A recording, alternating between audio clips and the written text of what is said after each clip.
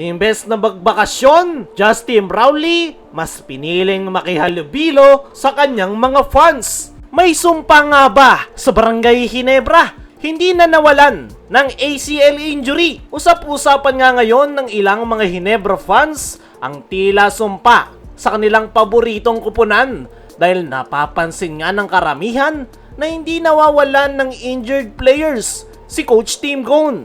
Take note, normal lang na may injury sa isang kupunan. Pero ang kaibahan sa Ginebra ay never pa silang nakompleto sa kanilang lineup dahil sa mga injury na yan.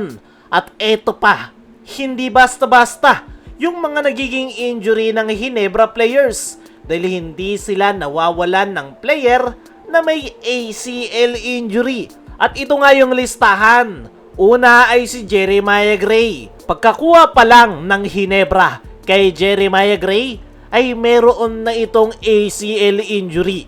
Napakatagal nang inantay ng Ginebra at ang masakit, tinamaan ulit ng ACL injury si Maya sa kabila niyang tuhod. Pagtapos ni Maya ay si Isaac Go naman ang pumalit na tinamaan din ng ACL injury. Napakatagal din nang inantay sa kanya ng Ginebra at ngayong conference pa lang muling nakakalaro sa Barangay Ginebra.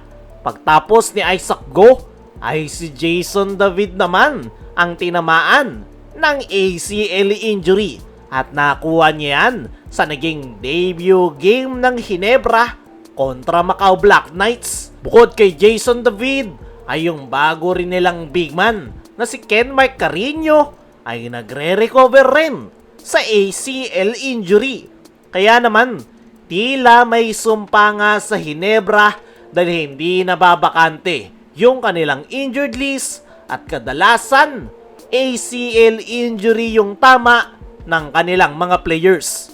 Pero ano nga ba ang dahilan kung bakit laging may tinatamaan ng ACL injury sa Barangay Ginebra?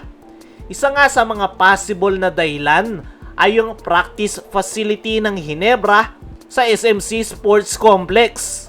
Dahil simento lang yung sahig doon at kailan lang ito in-upgrade at ginawang tabla. At kahit na-upgrade na yung practice facility ng Ginebra, possible na may long-term effect na yan sa mga players ni Coach Tim Cone. At sa basketball nga mga chong, malaking factor yung playing surface kung bakit tinatamaan ng knee injuries yung mga players. Dahil the more na mas matigas yung sahig, ay grabe nga yung magiging pressure niyan sa tuhod ng players every time natatalon sila. Possible rin kung paano mag-practice ang Barangay Ginebra. Hindi natin alam kung sobrang intense bang mag-practice si Coach Tim sa kanyang mga players, kaya palagi silang tinatamaan ng injury. Pero ang sagot, kung may sumpa ba talaga sa Ginebra, ang sagot ay hindi natin alam.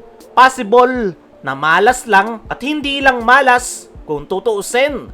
Side effect yan ng pagiging contender team.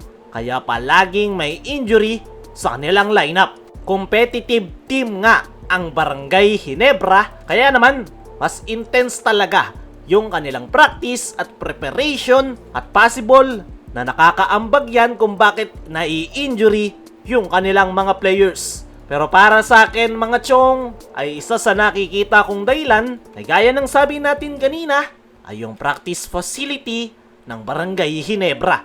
Kaya mga chong, ano ang masasabi nyo? May sumpa nga ba sa Barangay Ginebra na dahilan kung bakit hindi sila nababakante at puro ACL injury yung kanilang mga players? Comment mo lang dyan sa ibaba. Samantala, imbes na magbakasyon, Justin Brownlee mas piniling makihalubilo sa kanyang mga fans. Tungang si Justin Brownlee mga chong ay spotted na nakihalubilo sa isang barangay. Imbes na magpahinga at magbakasyon, pinili ni Justin Brownlee na makasama ang kanyang mga fans. At yan nga yung kagandahan kay Justin Brownlee. Hindi mo siya kailangang pilitin para lang makihalubilo at magpa-interview. Dahil mismong si Justin Brownlee pa yung lalapit at talagang pinahahalagahan niya yung kanyang mga fans. At yan nga yung meron si Justin Brownlee na wala sa karamihan sa mga imports. Kaya naman hindi nakapagtataka kung bakit mahal na mahal ng mga Hinebra fans itong si Justin Brownlee dahil very approachable nga ito at walang yabang sa katawan. Naispatan pa nga si Justin Brownlee na nakipaglaro sa isang barangay, kaya naman nakakatuwa lang na makita si Brownlee na na-appreciate yung kanyang mga fans. Kaya mga chong, ano ang masasabi nyo na imbes na magbakasyon at magpahinga, pinili pa rin ni Brownlee na makihalubilo sa mga fans? Ano rin yung masasabi nyo? May sumpa nga ba ang Hinebra kaya palaging tinatamaan ng ACL injury? Comment mo lang dyan sa ibaba.